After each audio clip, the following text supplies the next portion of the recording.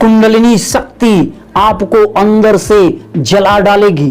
कुंडलिनी शक्ति आपको भस्म कर डालेगी। कुंडलिनी शक्ति एक खतरनाक योग है, क्योंकि कुंडलिनी एक शक्तिशाली ऊर्जा है। हाँ, ये बिल्कुल सच है कि कुंडलिनी शक्ति एक शक्तिशाली ऊर्जा है। जिस प्रकार विद्युत ऊर्जा एक शक्तिशाली ऊर्जा है, आप इसके साथ भी छेड़छाड़ नहीं कर सकते। विद्युत अपने परिपथ में जब लगातार प्रवाहित होता है तो उसमें कुछ रेसिस्टेंस, कुछ प्रतिरोध भी पैदा हो जाते हैं। ठीक उसी प्रकार कुंडलिनी शक्ति जब साधक के शरीर में प्रवाहित होनी शुरू होती है तो उसके मार्ग में भी कुछ रेसिस्टेंस, कुछ प्रतिरोध, कुछ ब्लॉकेज पैदा हो जाते हैं। तो बात यह की जानी चाहिए कि आप इस प्रतिरोध को किस प्रकार दूर करेंगे, न कि साधकों को डराया जाए कि कुंडलिनी शक्ति आपको पागल कर देगी, कुंडलिनी शक्ति आपको जला डालेगी। एक सच ये भी है कि कुंडलिनी शक्ति आप ही के शरीर के अंदर है और आप इसे स्वयं ही कंट्रोल कर सकते हैं। इस कुंडलिनी शक्ति को आप हैंडल कर सकते हैं। यह कुंडलिनी शक्ति यदि आपके शरीर में प्रचंड मात्रा में प्रवाहित हो रही है तो आप इस कुंडलिनी शक्ति को किस प्रकार हैंडल करेंगे। यदि कुंडलिनी शक्ति के मार्ग में बहुत सारे अवरोध पैदा हो चुके हैं, यहां तक कि आपके रीढ़ की हड्डी में बहुत ही तीव्र दर्द होता है, बहुत ही ज्वलनशील सेंसेशन होता है, आप हमेशा परेशान रहते हैं, आपकी कुंडलिनी इस प्रकार अनियंत्रित हो चुकी है कि आपके ललाट में हमेशा एक गर्माहट महसूस होती है, बेचैनी होती है, ऐसा लगता है कि जैसे आप पागल हो जाएंगे, तो आज की ये वीडियो आपके लिए है। आप स्वयं कुंडलिनी शक्ति को बताए हुए इन तरीकों के माध्यम से नियंत्रित कर सकते हैं।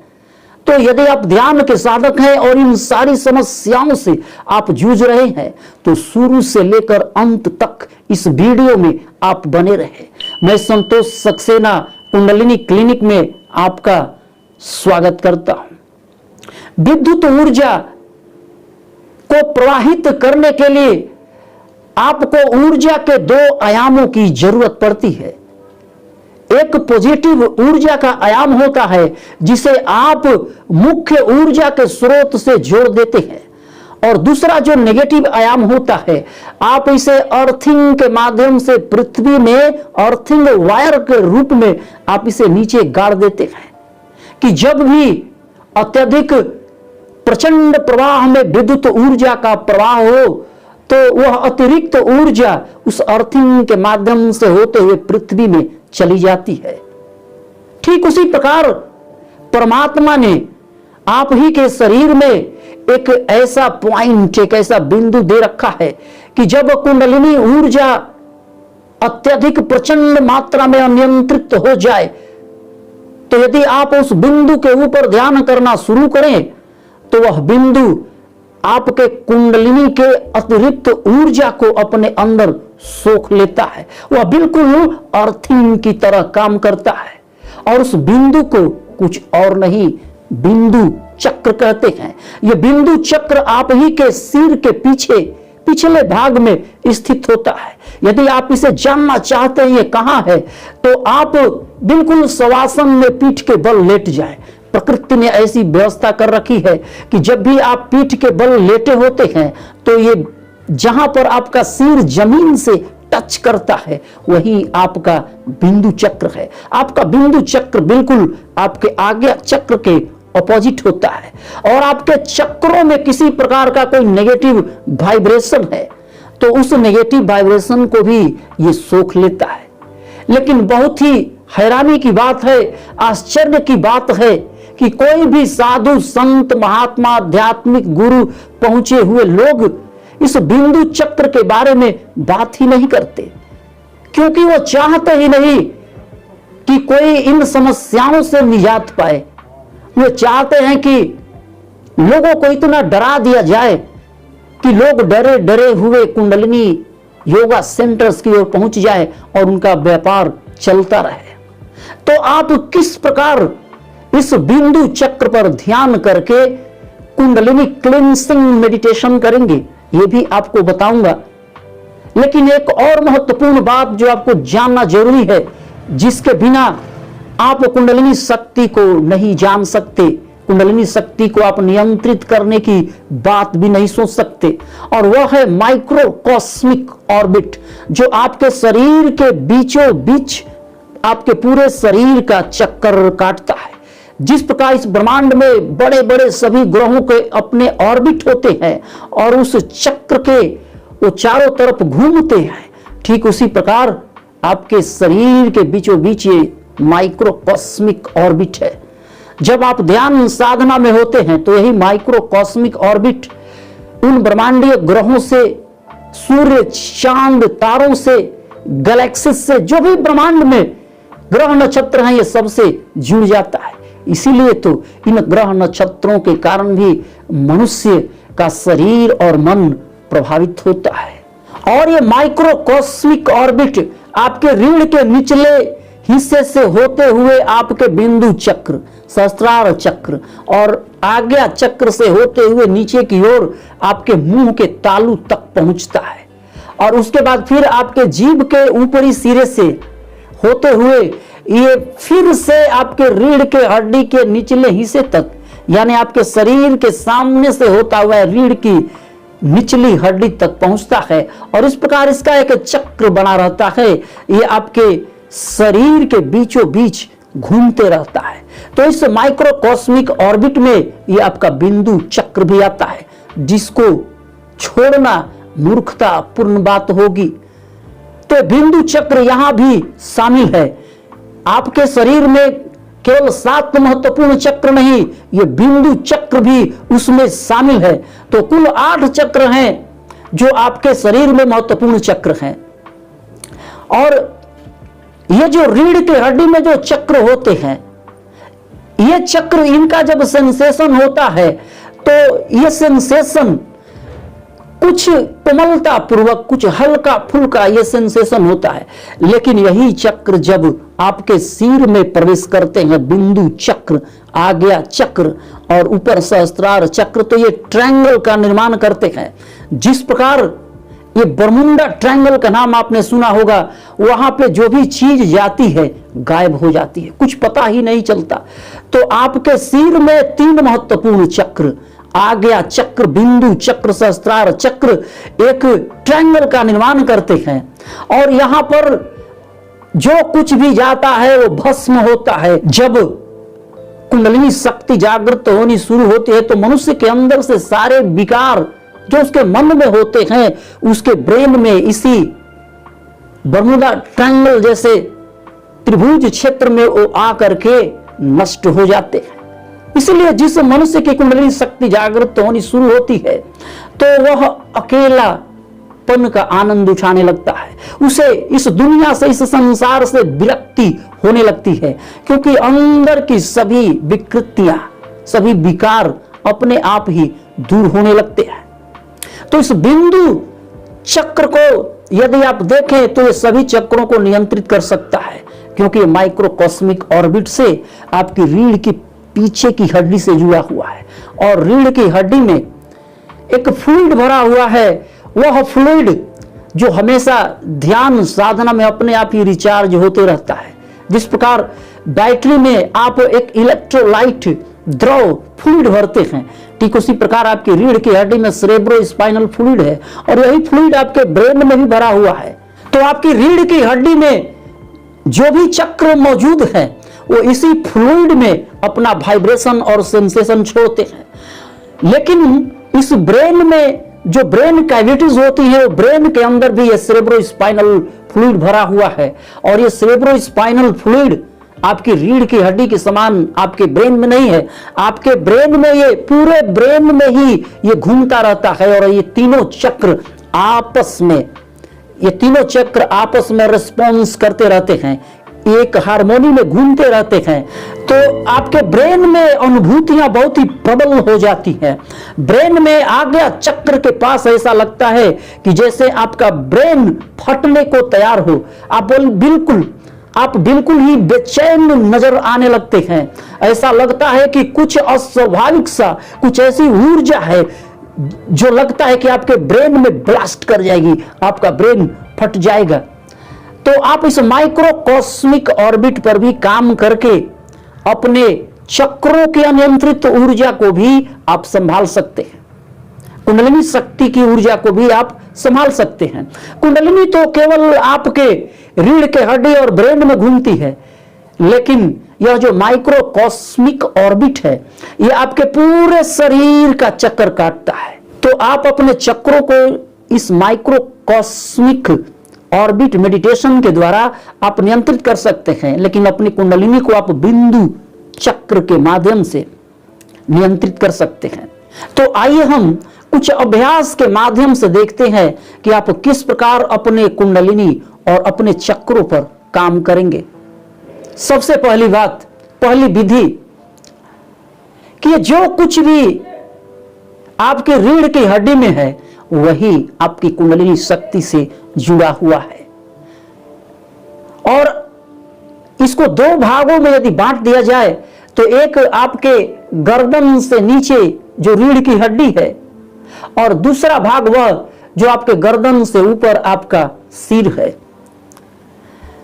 तो आपके सिर में ही अधिक हलचल होती है, अधिक प्रचंड ऊर्जा यहीं पर प्रवाहित होनी शुरू हो जाती है, क्योंकि यहां पर अत्यधिक मात्रा में सेरेब्रोस्पाइनल फ्लूइड भरा हुआ है। तो इसके लिए आप क्या करेंगे? आपको कुछ ऐसा करना चाहिए जिसका डायरेक्ट इफेक्ट आपके ब्रेन पर होता है। तो इसके लिए आप अपने कपाल से संबंधित एक क्रिया करेंगे, और उस क्रिया को कपाल भाती क्रिया कहते हैं। आप अपनी आंखें बंद रखें, रीढ़ की हड्डी सीधी रखें, और अनुभूति के साथ, पूरे अनुभूति के साथ आप कपाल भाती क्रिया का अभ्यास करेंगे। पूरे जोर के साथ आप वायु को बाहर की ओर फेंकेंगे और अपने पेट को अंदर की ओर ले जाएंगे। ऐसा यदि आप प्रतिदिन 5 मिनट अभ्यास करते हैं तो आपके ब्रेन के अंदर जो ऊर्जा अनियंत्रित हो रही है उसे आप कंट्रोल कर पाएंगे। दूसरा अभ्यास जो आपके गर्दन से नीचे आपके रीढ़ की हड्डी से जुड़ा हुआ है, आप नाड़ी शोधन अनुलोम विलोम प्राणायाम का अभ्यास करें। और इस अभ्यास को करते हुए आप पूरी अनुभूति के साथ अपने रीढ़ की हड्डी की अनुभूति करेंगे। आप लगातार अनुलोम विलोम प्राणायाम करते रहें और अपने रीढ़ की हड्डी के प्रति आप चेतन रहें। गहरी सांसें भरते रहें और गहरी सांसें छोड़ते रहें, लेकिन इस दौरान आप अपनी रीढ़ की हड्डी के प्रति बिल्कुल चेतन रहेंगे। रीढ़ के निचले हिस्से से ऊपर तक आपकी पूरी चेतना इसी रीढ़ की हड्डी में होनी चाहिए। और जहां भी थोड़ी सी सेंसेशन पकड़ में आए, आप ये प्राणायाम करते हुए ही उस सेंसेशन को आप पकड़ लें और उस सेंसेशन में आप डूबते चले जाएं और लगातार गहरी सांसें अंदर भरते हुए और बाहर छोड़ते हुए उस सेंसेशन को आप महसूस करते रहें पूरी चेतना के साथ। और आप देखेंगे कि जब आपकी रीढ़ की हड्डी में एक सेंसेशन पकड़ में आ जाए तो फिर आपकी रीढ़ की हड्डी में जो भी नेगेटिव वाइब्रेशन है वो अपने आप ही दूर होता चला जाएगा। और ये सब कुछ आपके अनुभूति के माध्यम से ही होता है। कोई भी गुरु आपके शरीर के अंदर प्रवेश करके आपको अनुभूति नहीं करा सकता। ध्यान पूरी तरह अनुभूति का विज्ञान है, आप इसे स्वयं ही इसकी अनुभूति करेंगे। तो आप प्रतिदिन कम से कम 10-15 मिनट नाड़ी शोधन का भी अभ्यास करें, और ऐसा करते हुए आप अपनी रीढ़ की हड्डी के प्रति बिल्कुल चेतन रहें और देखेंगे कि आपको बहुत जल्दी ही 1 महीने के अंदर वो सेंसेशन पकड़ में आ जाएगा। तो कपाल भाती से अपने कपाल के अंदर के सेंसेशन को पकड़ें और नाड़ी शोधन प्राणायाम से आप अपने रीढ़ के हड्डी के अंदर के सेंसेशन को पकड़ें। ये तो हुए आपकी रीढ़ की हड्डी और आपके ब्रेन से संबंधित कुछ ब्रीदिंग एक्सरसाइज, कुछ प्राणायाम जिसके माध्यम से आप अपनी रीढ़ की हड्डी और अपने ब्रेन जिसमें ये कुंडलिनी शक्ति प्रवाहित होती रहती है, इसको आप बिल्कुल ब्लॉकेज फ्री कर सकते हैं, सारे अवरोधों को दूर कर सकते हैं। तीसरा अभ्यास माइक्रो कॉस्मिक ऑर्बिट से जुड़ने के लिए। माइक्रो कॉस्मिक ऑर्बिट जिसके बीचों बीच आपकी जीव एक ब्रिज के रूप में, एक पुल के रूप में काम करनी शुरू करती है। बड़े बड़े योगी महात्मा खेचरी मुद्रा को सिद्ध होकर उन्होंने अपने कुंडलिनी शक्ति को जागृत कर लिया, क्योंकि ये जीभ जब ऊपर आपके तालू से सटती है तो माइक्रो कॉस्मिक ऑर्बिट पूरा हो जाता है और आप भरपूर मात्रा में कॉस्मिक एनर्जी प्राप्त करने लगते हैं और कुंडलिनी शक्ति भी जागृत होने लगती है। लेकिन ध्यान के शुरुआती दिनों में जब साधक ध्यान कर रहा होता है, उसे कुछ नहीं पता होता कि माइक्रो कॉस्मिक ऑर्बिट क्या होती है। वह तो बस ध्यान ही कर रहा होता है और ध्यान साधना से जो कॉस्मिक ऊर्जा उसे प्राप्त होती है, उसमें उसके आज्ञा चक्र पर सेंसेशन होने के बाद उसके विशुद्धि चक्र में भी यहां सेंसेशन होना शुरू हो जाता है। आज्ञा चक्र जो आपके माइक्रो कॉस्मिक ऑर्बिट के रीढ़ के हड्डी के पीछे से आता हुआ ये पहले भाग में है, और दूसरा विशुद्धि चक्र जो आपके रीढ़ के हड्डी के समानांतर आपके शरीर के सामने से रीढ़ के हड्डी के नीचे से जो ऑर्बिट गुजरती है उसके दूसरे भाग में है। तो ये आज्ञा चक्र और विशुद्धि चक्र ध्यान के माध्यम से ऑटोमेटिक ही अपने आप जुड़ जाते हैं। लेकिन जो पहुंचे हुए साधु महात्मा होते हैं वे खेचरी मुद्रा लगाकर इस सर्किट को पूरा कर लेते हैं, वे इसमें सिद्धस्त होते हैं। लेकिन एक साधारण ध्यान का साधक केवल ध्यान के माध्यम से अपने कॉस्मिक ऑर्बिट को पूरा कर लेता है, वह भी अनजाने में, उसे कुछ पता नहीं होता है। इसीलिए तो कभी कभी जब हम ध्यान में होते हैं तो जीव के आसपास अपने आप ही एक तरल द्रव की जो थोड़ा मीठा मीठा होता है उसकी अनुभूति होनी शुरू हो जाती है और हम गहरे ध्यान में होते हैं। तो इसका अर्थ यह है कि वो माइक्रो कॉस्मिक सर्किट पूरा हो चुका है। लेकिन यदि आप अपने जीभ को अपने तालू से लगा लें और उसके बाद आप ध्यान करें तो आप देखेंगे कि बहुत जल्दी ही आप माइक्रो कॉस्मिक ऑर्बिट से जुड़ जाते हैं। जिस साधक को ध्यान घटित होने लगा है, जो कॉस्मिक ऊर्जा की अनुभूति करने लगा है, यदि उसकी जीभ तालू से सट जाए और वो ध्यान साधना में चला जाए, उसे ध्यान घटित हो जाए, तो बहुत ही जल्दी माइक्रो कॉस्मिक ऊर्जा उसके अंदर प्रवेश करती है। वो सारे ग्रह नक्षत्रों से जुड़ जाता है, पूरे ब्रह्मांड की ऊर्जा उसके अंदर प्रवेश करने लगती है। तो जब भी आप ध्यान करें अपने जीभ को ऊपर अपने तालू से लगा लें, आंखें बंद करें, रीढ़ की हड्डी सीधी रखें और जब आप ध्यान में प्रवेश करेंगे, जैसे ही आपको ध्यान घटित होगा, माइक्रो कॉस्मिक ऑर्बिट आपके शरीर में सक्रिय है, वो ब्रह्मांड के माइक्रो कॉस्मिक एनर्जी से जुड़ जाएगा।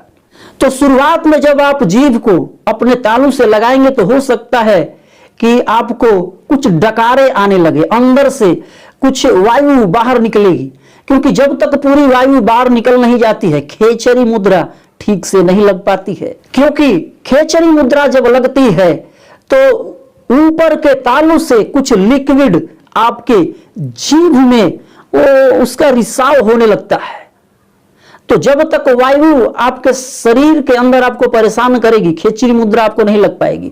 लेकिन एक बार जब आप खेचरी मुद्रा लगा लिए और जब आपको डकारे आएगी तो एक साथ कई डकारे आएंगे, केवल 2-3 डकारे नहीं, 5-6 डकारे एक साथ लगातार आएंगी और आपके शरीर से पूरी वायु जो विकृत वायु है वो बाहर निकल जाएगी। उसके बाद जो खेचरी मुद्रा लगेगी वो आपको पूरे ध्यान और समाधि में प्रवेश कराने के बाद ही आपको छोड़ेगी। तो आप प्रतिदिन अपने जीभ को तालू से लगाकर ध्यान साधना करें। इस प्रकार यदि आप ये तीनों अभ्यास करते हैं तो बिल्कुल डायरेक्ट ये आपके कुंडलिनी शक्ति आपके चक्रों पर और माइक्रो कॉस्मिक ऑर्बिट पर ये काम करते हैं। यदि आप ध्यान के नए साधक हैं, आपको नहीं पता ध्यान कैसे किया जाता है, कुंडलिनी जागरण ध्यान कैसे होता है, तो आप इसकी शुरुआत स्पाइनल ब्रीदिंग से करें। स्पाइनल ब्रीदिंग के द्वारा आप अपने माइक्रो कॉस्मिक ऑर्बिट से जुड़ते चले जाते हैं। आपको इसकी अनुभूति होनी शुरू हो जाएगी, बिल्कुल अपने शरीर के बीचों बीच आपको एक माइक्रोकॉस्मिक ऑर्बिट की अनुभूति होगी। सेंसेशन भी शुरू हो जाएगा जैसे जैसे आप अपने हाथ को ऊपर नीचे ले जाएंगे। ये कैसे करना है आप इसे ध्यान से देखें। आप अपने दोनों हाथों को इस प्रकार अपने सीने को चौड़ा करके इस प्रकार रखेंगे और सांस अंदर भरते समय आप दोनों नासिका से सांस बिल्कुल गहराई के साथ अंदर भरेंगे, बिल्कुल इस प्रकार।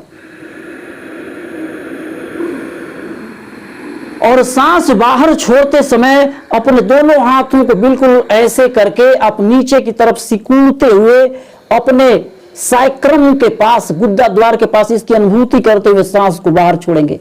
देखिए बिल्कुल इस प्रकार।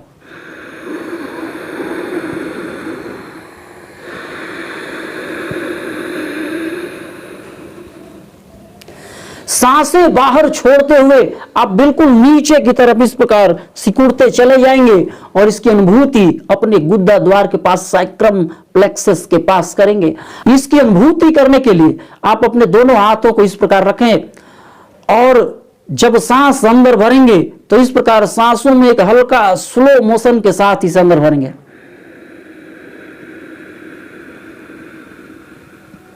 सांस बाहर छोड़ते समय बिल्कुल स्लो मोशन में धीरे धीरे इसकी अनुभूति करते हुए आप बिल्कुल दोनों हाथों के पोस्चर पर ध्यान रखेंगे। शरीर के बीचों बीच अपने दोनों हाथों को इस प्रकार नीचे की ओर लाएंगे ताकि ये जो माइक्रोकॉस्मिक आपके शरीर के बीचों बीच बहती है इसकी अनुभूति करते हुए आप अपने शरीर में कुछ सेंसेशन, वाइब्रेशन महसूस करेंगे। अपने माइक्रोकॉस्मिक ऑर्बिट के समानांतर आप अपने हाथ में मोशन करते हुए अपनी रीढ़ की हड्डी को बिल्कुल सीधा करते हुए, सीने को चौड़े करते हुए आप सांस अंदर भरेंगे दोनों नासिका से और इसकी अनुभूति करते रहेंगे। सांस बाहर छोड़ते समय आप बिल्कुल इसी माइक्रोकॉस्मिक ऑर्बिट के पैरेलल आप इसकी अनुभूति करते हुए अपने मूलाधार चक्र तक आप पहुंच जाएंगे। यदि आप इन चारों क्रियाओं का अभ्यास मात्र 3 महीने करते हैं तो आप देखेंगे कि आपके शरीर में जो भी कुंडलिनी ऊर्जा अनियंत्रित हो पड़ी है, जो अत्यधिक नेगेटिव वाइब्रेशन हो रहा है, वो आपके शरीर से, आपके कुंडलिनी मार्ग से अपने आप ही दूर होती चली जाएंगी।